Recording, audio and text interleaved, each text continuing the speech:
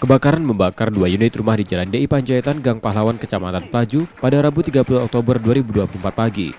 Warga berupaya memadamkan api dengan alat seadanya dan menghancurkan atap rumah yang belum terbakar agar kebakaran tidak meluas. Api tidak hanya menghanguskan rumah, tetapi juga 2 sepeda motor di sekitar lokasi. Kebakaran baru bisa dipadamkan setelah 45 menit ketika 4 unit mobil pemadam kebakaran dikerahkan. Menurut keterangan Lurah Bagus Kuning, api diduga berasal dari arus pendek listrik. Rumah 2 yang terbakar, yaitu atas nama Ibu Sumarni sama Bapak Fatur. Kalau untuk sementara kejadian oleh korsleting listrik karena dari listrik. Ada korbannya, Bang? Untuk korban kita tidak ada, cuman yang material 2 motor sama 2 rumah yang kena. Ada kesulitan, Bang, pada saat pemadaman, Bang?